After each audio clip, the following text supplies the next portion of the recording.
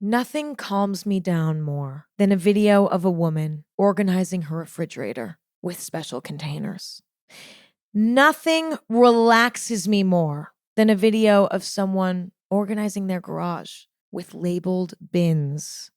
Nothing brings me more peace than a video of someone restocking their skincare essentials, alphabetically ordered in their medicine cabinet. Nothing brings me more joy than watching a time-lapse video of someone color coding their closet rainbow. Red tops over here, purple tops over here. I love organization. And I will say, organization is something that now more than ever is actually kind of toxic, which is unbelievable because if you think about the concept, in theory, it makes life easier. At best, it can actually be sort of therapeutic. Like, what could be bad about it? Because of the internet, I think organization has gotten a bit toxic. I think people are sort of over-consuming in order to make organizational content on the internet, doing like a spice jar restock. Okay, let me explain to you what this video looks like. This is a video of, let's say, a mother of three going to the grocery store and buying a bunch of spices and then basically taking these containers that are all matching containers that have labels for the cumin and for the black pepper and for the mustard powder and for all these things. And then she takes the spice that she bought from the store in its perfectly good container and then puts it into her container that's the one that matches with all the other ones that she has so that when you open her little drawer, every single one matches, okay? Listen, I get the temptation. There's something so satisfying about everything matching, everything looking, aesthetically pleasing. I did pay someone a few years ago to organize my home like this, and it did not work for me. The added steps that it created in my life, I couldn't live that way. It was kind of extra and wasteful, it just didn't make sense for me. Like, I don't have the time to upkeep that. What I actually like about organization stuff, I like it when other people do it. I like watching other people do it. I also like watching videos about how people organize their schedules. Okay. I've watched like hour-long videos on how people organize their planner, their Google Calendar. But when I tried to schedule my life, like what I saw on the internet, I also found that it didn't work for me. And I was like, what? Why does none of this actually work in real life? I'm a very organized person, I would say. And most people I know think of me as an organized person. However, the way people do it online for the most part is completely unrealistic. And I'm not saying that what they're doing is inauthentic because there's a good chance that that is something that's like a hobby for them. They love it and it's actually something that they have the time to maintain. And not only just the time, but also the desire to maintain. Like, I could find a way if it was a huge priority for me, right? But it's not. So I've found something that I think takes the best from the internet and nothing more. We can't overdo it. It has to be doable. It can be very discouraging when you compare yourself to all of the beautiful organization online. So today I'm going to be sharing with you my organizational routine. Let's begin with how I organize my schedule. As of right now, I use Google Calendar, Google Docs, Google Sheets, and then I use Notion. I don't even know how to describe Notion. Notion is like an application. It's basically like an aesthetically pleasing digital journal. I use Google for all the stuff that I need to share, and I use Notion for all of my personal stuff. I think it's important not to use too many different platforms. It can be tempting to be like, I'm going to have a Google Calendar, but I'm also going to have a physical planner, but then I'm also going to have my bullet journal, and then I'm also going to use Notion, but then I'm also going to use the Notes app, but then I'm also going to use this. I think it's best to keep it as slim as possible. So all I use is Google and Notion, and that's it. The main way that I organize my schedule is on Google Calendar. I used to be somebody who was a physical planner type of person. And I still love a physical planner. And at some point I do want to go back to it. However, I haven't found a way to like make it work right now. I like having everything digital because I never forget something. And then I'm like, fuck, I can't access my calendar or I can't access my to-do list. I'm kind of addicted to the digital planning these days. And I have a main calendar, which is Google Calendar. Okay. Standard. I think it's phenomenal. Number one, I can share it with anyone. So like I can share it with my mom. I can share it with people I work with, whatever. And anytime I add something to my calendar, they're going to see it. The shareability of Google Calendar is great, but also the fact that it's always with you on your phone. You can add to it on your phone at any moment that you want. It's user-friendly. It's easy. It takes 5 seconds and everybody I need to have see it will see it. What I add to my Google Calendar is anything that has a specific time to it. Either it's an appointment of sorts at a certain time or it's a meeting of sorts at a certain time. That's automatically going on the calendar. The second something's discussed, okay, even if it's not 100% confirmed yet, I have to put it on my calendar. And what I'll do is I'll write hold next to it. Hold meaning like we're holding. We don't know if this is happening or not, but I have to write that down. Otherwise, I'm not going to leave that open on my schedule and I might double book myself. The second a friend says, hey, we have a game night next Sunday. Do you want to come?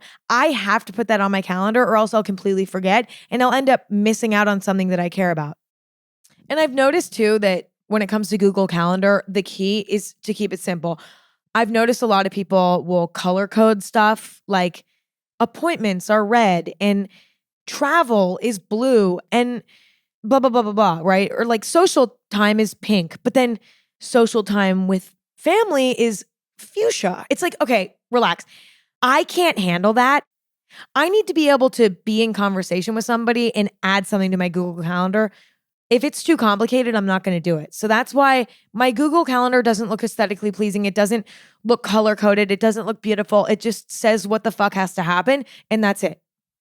And honestly, that's what I'd recommend. And it's even the same thing if you're using a physical planner. Like if you have this big, beautiful planner and you have a different colored pen for every category of event, instead of being able to throw a little planner in your bag with one pen, now you have to bring around this huge fucking planner with 10 different pens. The likelihood that you're going to actually use it to its fullest, it's not going to happen. And then when it comes to actually scheduling things out and making commitments to stuff, I've noticed that it's best to leave as large of gaps in between things as possible.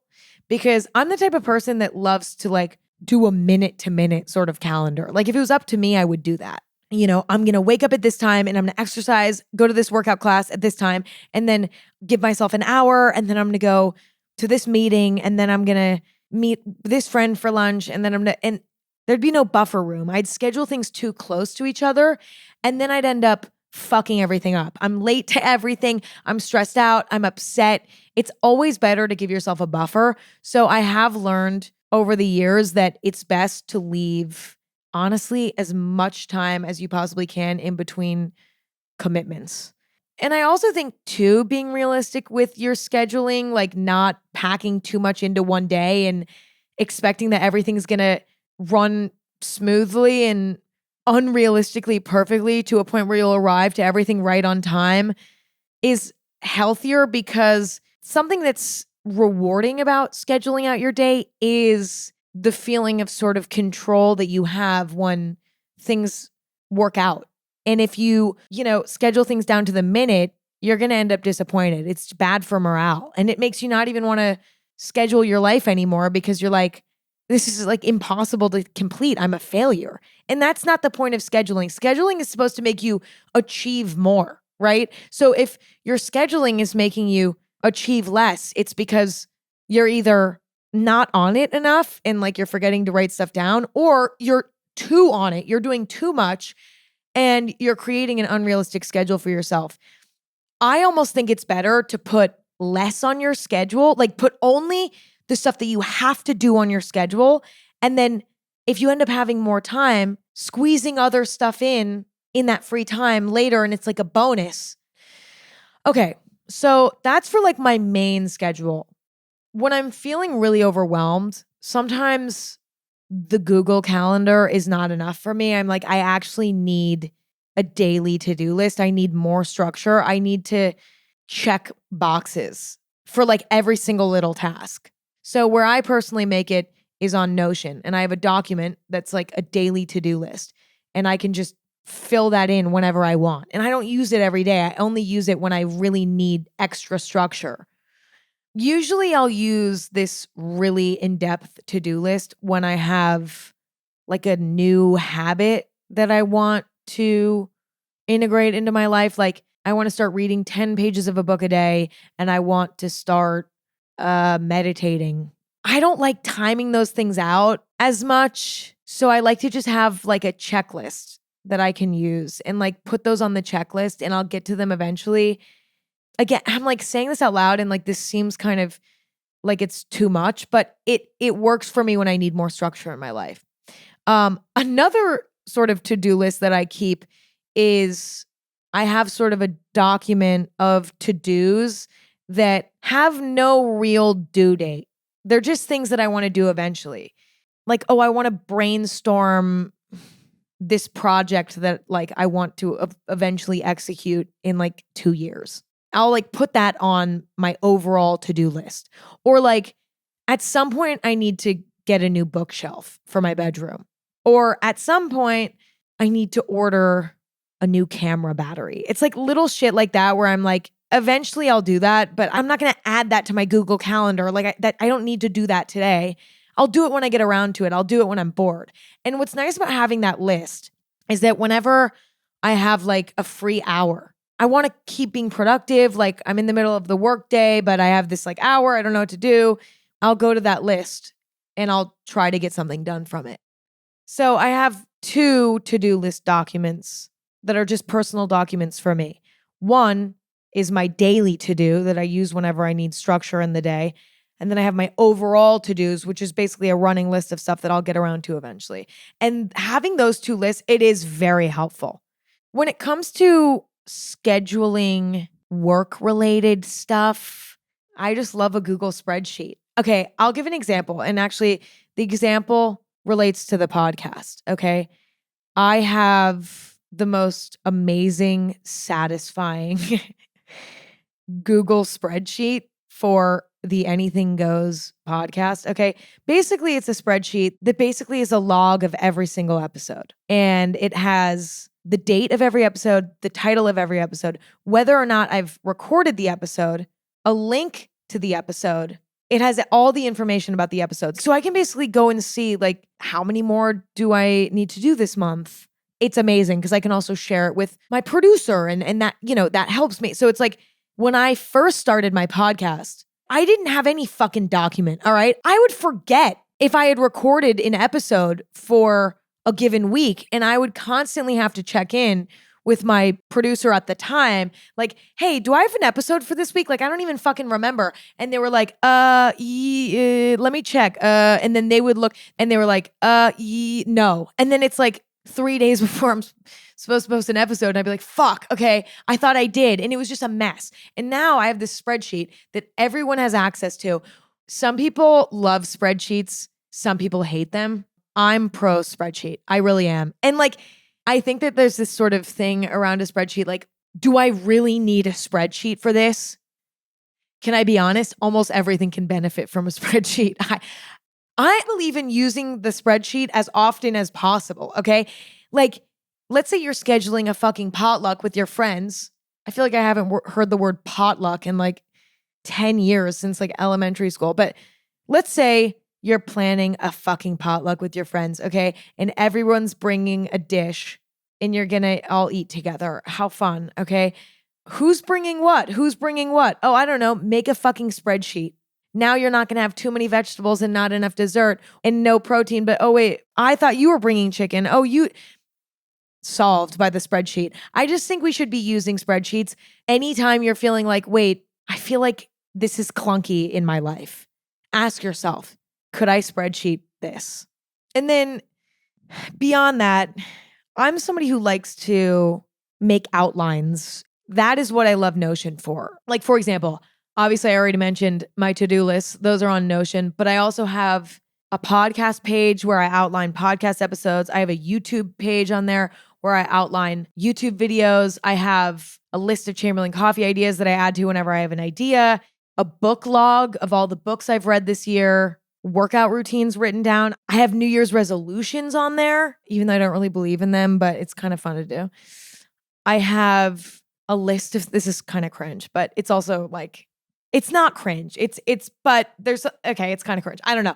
I have like a manifesting document where I have all these things that I'm sort of manifesting, like things that I want to happen in my life. And, you know, I'm in no rush, but whenever they come true, I can check them off. And then last but not least, I have a list of places like restaurants or hotels or clothing stores that I've found on my travels so that I can refer back. Like next time I'm in, you know, Austin, Texas, and I'm like, oh, damn, like last time I was in Austin, Texas, I went to this amazing restaurant. I can't remember the name. Well, now I never forget the name because I have it written down and I have an ongoing list of things that I find that I'm like really into, that I really love, that I don't ever want to forget. So listen, I do love the feeling of having a notebook. However, I find that I just have too much stuff that I want to write down.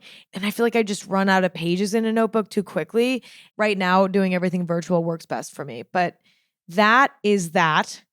The only other part of my scheduling that is notable is my sort of weekly check-in, usually on Sunday night, although I'm not rigid about it. I'll go on my Google Calendar and I'll basically sort it all out. I'll look at the stuff that's already there, right? Like, oh, okay, I have a meeting on Monday at this time, and then I have this full day thing on Tuesday, whatever. Okay. And then I'll fill in my more personal stuff. Like, all right, I need to get my nails done this week. When can I do that? So I'll book that. Or like, okay, this week, it makes sense for me to work out every day at like 7 a.m. Or other weeks, it's like, all right, this week probably makes more sense for me to work out every day at like 7 p.m. because you know what I'm saying?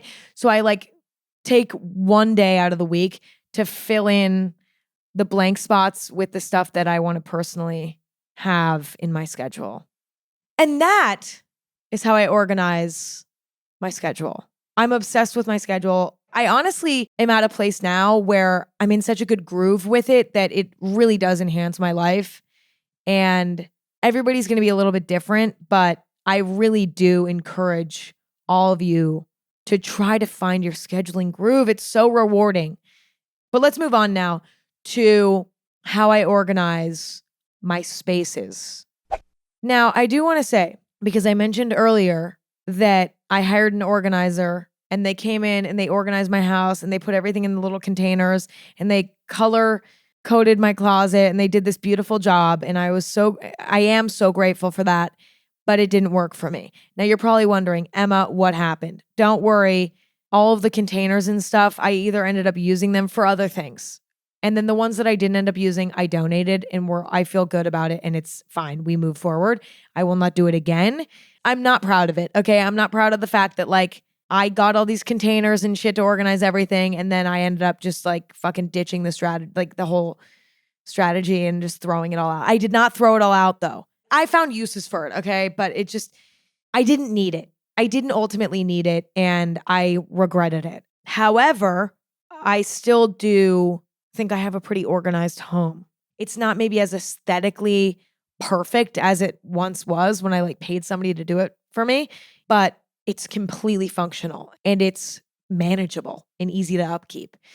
For years, I was so not organized and I couldn't figure out why. I was like, why do I constantly feel like I'm living in chaos and I can't find stuff and there's just like shit in my drawers that like I don't even use anymore. And I have like boxes of, I don't know, like stuff that I don't even know what's in that box or I don't even know what's in that drawer. Like I never felt like I had it all under control. I did not get it under control, I would say, until I moved into my most recent home. And the only reason why things changed when I moved to this home was because I made the decision that I was going to assess every single thing that I own, organize every single space, and put only the things that I need in this home. It was such a time-consuming process, but it was so worth it. I truly do believe that it's impossible to keep an organized space unless you have an organized space. You basically have to do the hard work, which means take everything out of your closet, reassess it, put it back in an organized way. Like, it's not like you can just, I don't know, like spend 10 minutes moving things around and now you have an organized closet. You have to do the dirty work. But I also think that this is most obvious when it comes to like a full home, right? If things don't have a specific place that they go, then you're going to be less motivated to put them back. You know what I'm saying? I mean, this is all common sense, but it's easy to forget when you've been living in your home in a certain way for years and years and years. And you're like, why can I just not get to a place where my home is organized every day? It's significantly easier to keep an organized house when you have one to begin with. And I've noticed it's been pretty easy to keep my current home organized because I spent months organizing this house when I moved in. Everything has a place.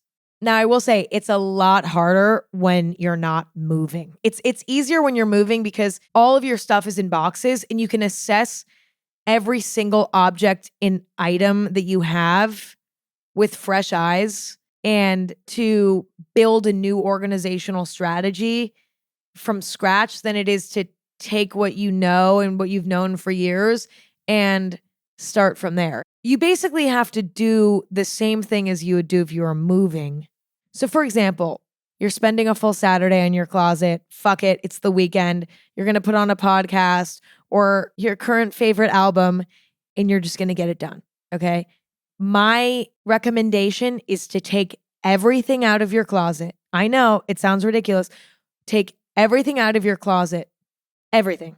Stare at it, make a plan as though you're moving into your closet for the first time again. You're like, all right, I'm going to put my shirts here. I actually think I want to hang my pants instead of folding them because I can't really see what pair of pant is what. Maybe I'm actually going to fold my sweaters instead because all my sweaters are such different colors. It's so easy to tell them apart. You make a plan and then you can ultimately put everything back. And when putting things back, you should be critically thinking about every single item. Do I wear this item? Do I use this item? If the answer is no, donate it. One man's trash is another man's treasure. Donate that shit. Somebody else is going to include it in their thrift haul, okay? Or something. I will admit, this is a time-consuming process, especially if you're trying to organize your entire house. You know, it's something that you need to be realistic with yourself about. Like, okay, I can't do this overnight. And I think it's best to break it down into chunks. Like, okay, this weekend on my day off, I'm going to do my kitchen. Fuck it. I'm just going to do my kitchen. And then next month, I'm doing my closet. And you know what? I might even, if I have time, do the bins that are under my bed. And then the next week after that, it's holiday break. I'm going to spend 3 out of the 7 days doing the rest of the house. Like, it's okay. Like, you have to break it down into small chunks or else you just won't be able to fathom it. But it is absolutely so worth it. One of the most overlooked parts of organization that's the most important in my eyes is the idea of functional organization. Functional meaning, okay, if I'm organizing my kitchen, I'm going to put the spices right next to the stove because when I'm cooking on the stove, sometimes I like to randomly add a little pinch of salt or a little crack of pepper.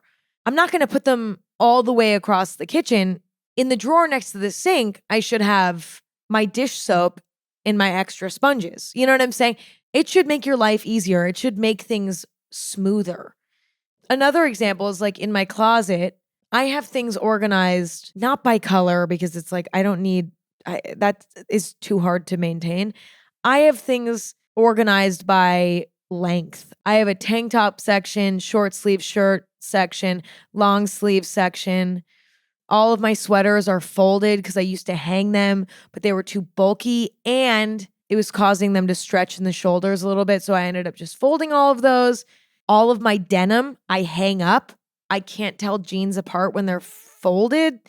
Stuff that's seasonal that I rarely touch, like bathing suits or like short shorts, like those are all going in the drawers. I don't need to have those out all the time. Those are rarely getting worn. I live in Los Angeles. I don't wear warm clothes as often. So like my long sleeve stuff, it's closer to the back of the closet, whereas my shorter sleeve stuff that I wear more often, those are closer to the front. And, it actually took me a long time and I've reorganized my closet quite a few times, but now it's like everything feels right when I go in there. And it's so easy to just find what I need and it just works. And as I said with the Google Calendar thing, like a lot of people want to color code their Google Calendar. To me, that's complicating the Google Calendar and taking away from the ease of the experience. It's the same thing with your home and with your spaces. If you overcomplicate things for the sake of aesthetics, it'll discourage you. I mean, at least that's what happened to me, right? Like with the spice jars, for example, like the perfectly labeled spice jars, or like, let's say I would go through an oatmeal phase, right? And so I'd have like an oatmeal container labeled all beautifully in my pantry. And then I'd sort of get sick of oatmeal and I'd be like, you know what? I don't really like oatmeal anymore.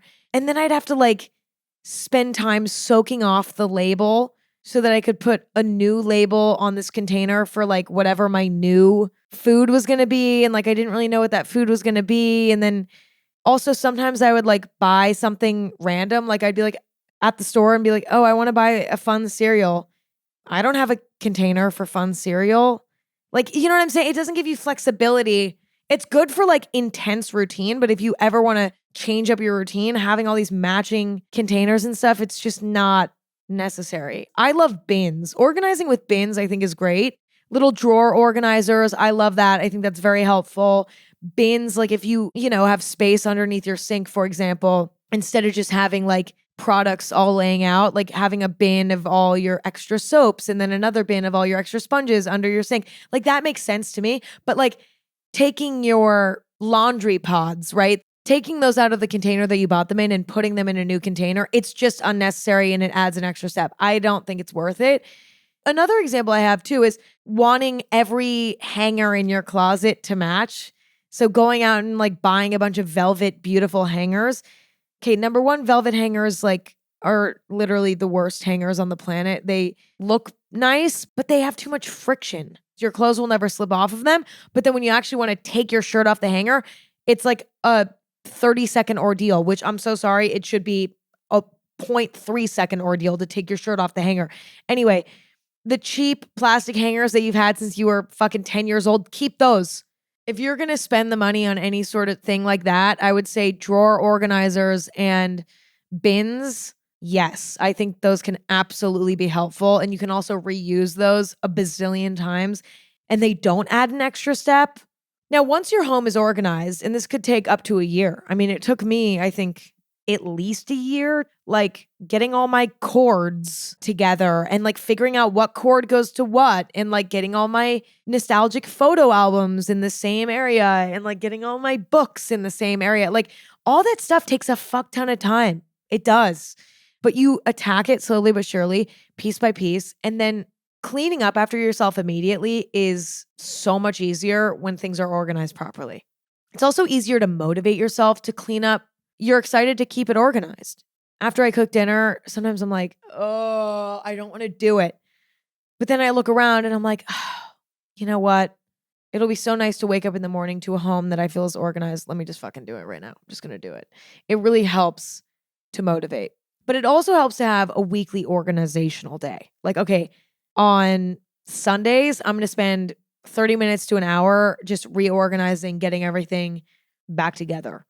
It's also nice too to have a dedicated donation spot in your home somewhere. Maybe it's in your garage, at the bottom of your closet, like wherever it is, where you can throw stuff that you're done with. Every time you come across something in your home that you don't need anymore, you can throw it in that bin. And then, maybe once every few months, you take it to your local donation spot, whatever, or you can let your friends and family go through it and take what they want. Every few months, it's very helpful to go through and throw away all stuff that's expired. It's also good to do that with makeup and cosmetics. Like if you are somebody who wears makeup a lot, it's the little things like that that help upkeep the organization. But I will say it's different for everyone. So like me needing a weekly day where I sort of reorganize things might for you be 10 minutes per evening of you reorganizing things. Or it might be spending an entire day every 2 weeks organizing things. Because I think being on it is how you don't let things go and have to, start from scratch again at some point. Anyway, that's all I got. That's my organizational routine. For some of you who love organization, this might seem super mundane. For those of you who are maybe less into it, this might seem ambitious. But I will say organization brings a lot of value to my life.